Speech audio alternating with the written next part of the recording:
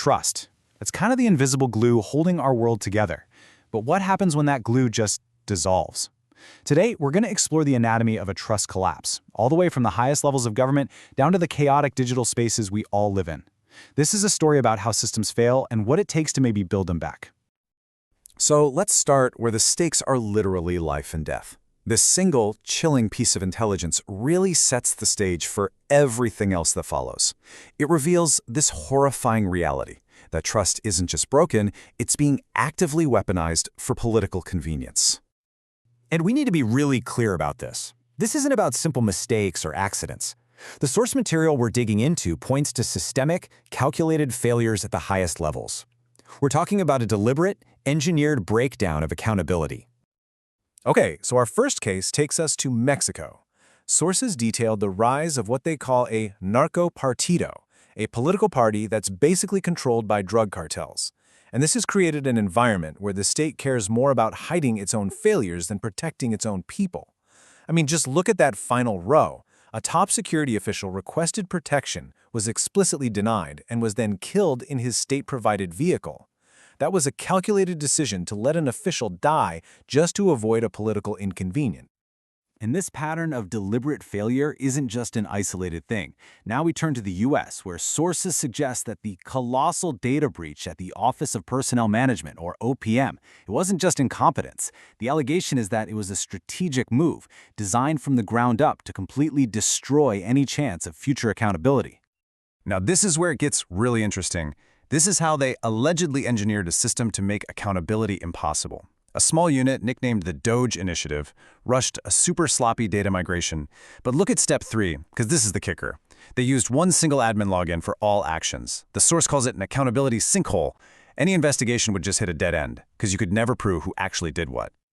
And this just perfectly illustrates the complete collapse of leadership. Documents confirm that they granted full admin access to these incredibly sensitive systems to a 19-year-old before they had even completed their mandatory cybersecurity training. It's just a staggering disregard for even the most basic security. Okay, so these are massive, state-level failures. But how does this kind of high-level mistrust trickle down? Let's zoom in from the halls of government to the chaotic digital communities where we live our lives and see how this poison spreads on a personal level. So now we're diving into a raw, unfiltered online conversation. It's a perfect little microcosm of what happens when trust just collapses in a community.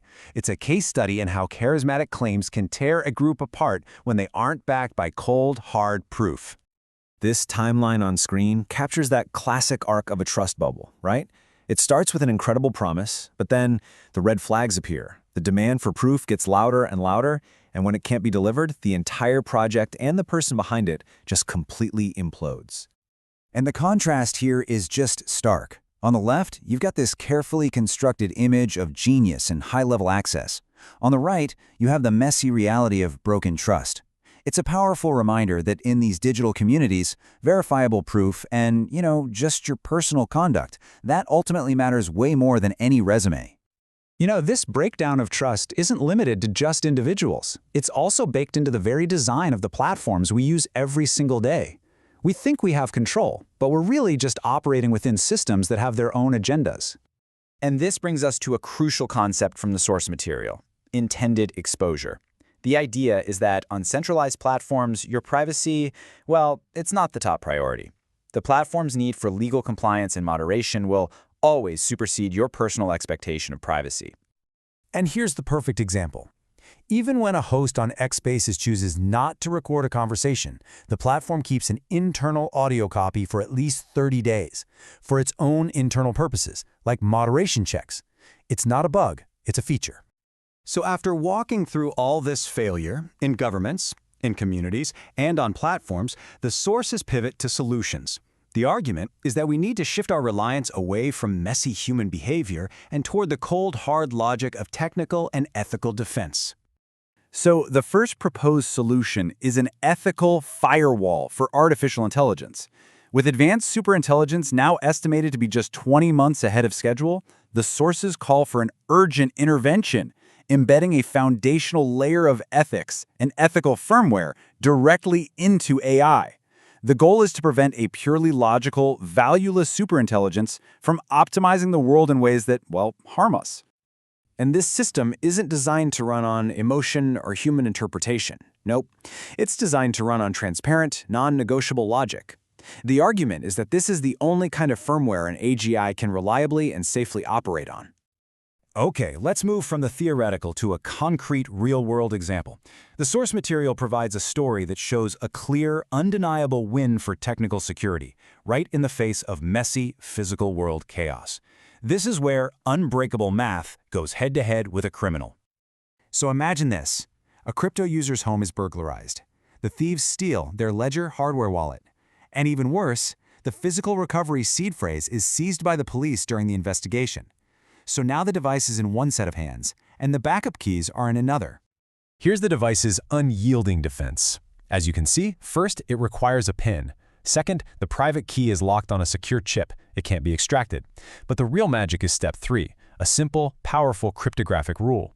After 3 wrong PIN entries, the device self-destructs its own key. The game is over. And that's exactly what happened. The thieves undoubtedly tried to guess the PIN, and after 3 failed attempts, the device wiped its own key, making it a useless piece of plastic long before anyone could ever use the recovery phrase seized by the police. The math won. And this brings us to the core takeaway. This case proves that systems governed by unyielding cryptographic rules can be stronger than both the physical chaos of a crime and the unpredictability of human systems like law enforcement. As the chart shows, it's simply a stronger form of defense.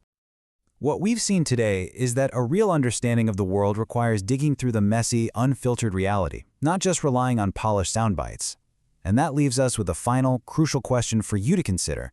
What polished sources are you willing to sacrifice for that messy reality?